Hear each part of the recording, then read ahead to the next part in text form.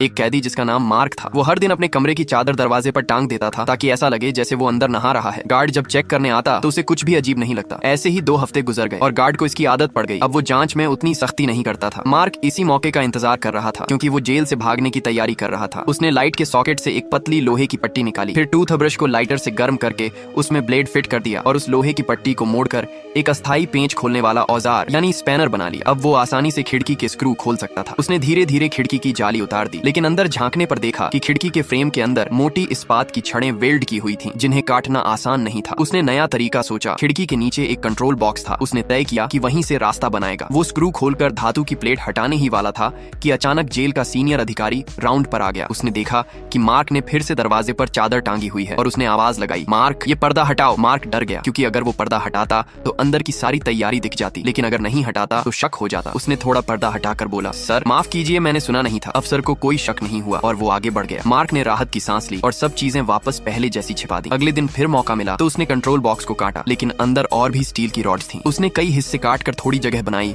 और कटे हुए निशान छिपाने के लिए टूथपेस्ट और कॉफी क्रीमर मिलाकर पेस्ट बनाया और दरारों में भर दिया ताकि दीवार सामान्य लगे। अब बस सही समय का इंतजार था। वो अकेला नहीं था, उसके साथ उसका साथी पार्कर भी इस प्लान में शामिल था। दोनों ने पूरी योजना बना रखी थी कि खिड़की से निकलना है, दीवार की परछाई में छिपकर गार्ड की नजर से बचना है और 2 कंटीली तारों की बाड़ काटकर बाहर निकलना है। आखिर वो रात आ गई जब उन्होंने प्लान को अंजाम देना था। गार्ड ने गिनती खत्म की और सब अपने कमरों में चले गए। मार्क और पार्कर ने तुरंत दरवाजे पर चादर टांगी। फिर मार्क ने बिस्तर पर अखबार और कपड़े भरकर एक नकली इंसान बनाया ताकि अगर कोई झांके तो लगे कि वो अंदर सो रहा है। उन्होंने 2 चादरों को जोड़कर लंबी रस्सी बनाई और खिड़की से नीचे लटका दी। खिड़की पर तौलिया टांग दिया ताकि अंदर कुछ दिखाई न दे। फिर मार्क धीरे धीरे खिड़की से बाहर निकला, दीवार के सहारे नीचे उतरा और सावधानी से रेंगते हुए आगे बढ़ा। पार्कर भी बाहर निकल चुका था। दोनों ने चेहरे पर कालिख लगाई ताकि अंधेरे में कोई उन्हें देख न सके। अब वे दीवार की छाया में धीरे धीरे रेंगते हुए आगे बढ़े और गार्ड की गश्त खत्म होने के समय का फायदा उठाकर पहली बाड़ काट ली। जब वे दूसरी बाड़ काटने लगे तभी एक गाड़ी का इंजन सुनाई दिया।